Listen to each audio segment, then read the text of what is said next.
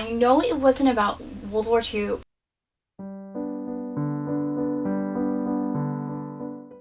Hi there, beautiful YouTube! Welcome back to Vintagely Yours. So 4th of July is coming up, so I thought that I would do a little video on how the Star Spangled Banner became our national anthem. The Star Spangled Banner was actually a poem written by Francis Scott Key in September 1814, after he witnessed the Battle of Fort McHenry, which was actually a pivotal battle during the War of 1812. It became immensely and immediately popular, and it was set to music by John Stafford Smith, and the song he chose for the tune was that of the Old English song, the Anachronic Song. It was named the Star Spangled Banner by Thomas Carr, music store owner, shortly after it was published.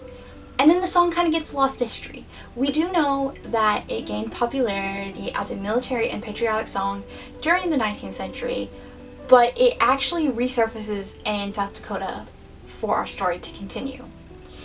In 1892, the commanding officer of Fort Meade, South Dakota, was one Colonel Caleb Carleton, and he had this song played every night at retreat, at the end of military parades, and at patriotic concerts. He's one of the very first lobbyists trying to get this song national recognition. He spoke to the governor of South Dakota as well as the Secretary of War at the time, Daniel S. Lamont, and it was Lamont who ruled that the song had to be played at retreat when the flag is lowered every night on military bases throughout the US, though the Navy had been doing something similar since 1889.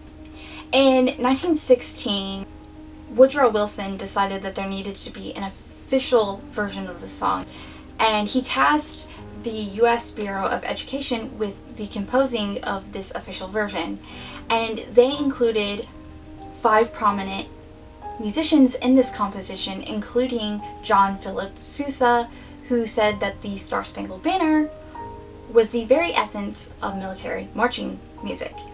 And the Star Spangled Banner, as we know it, was first played in a patriotic concert on December 5th, 1917. Its first sports debut was actually the World Series in 1918, when it was played in the second inning of the first game of that series. We actually have John Charles Latham to thank for lobbying the Star Spangled Banner to national anthem status. A congressman representing the people of the 4th District of Maryland from 1911 to 1932, Latham proposed a bill that would launch the song formally as our national anthem. It failed 6 times in Congress when he proposed it every year from 1918 to 1929. Some of the objections Congress put forward was that it was set to the tune of an Old English drinking song, which actually turned out to be a myth, and it was too difficult for the average American to sing.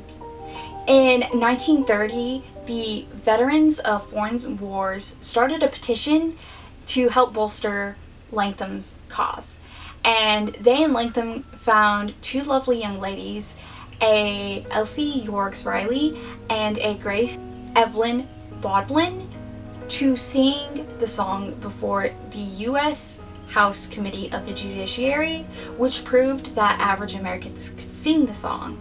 And 2 months later, on March 3rd, 1931, Congress passed his bill, formally making the 4 stanzas of the Star Spangled Banner our national anthem.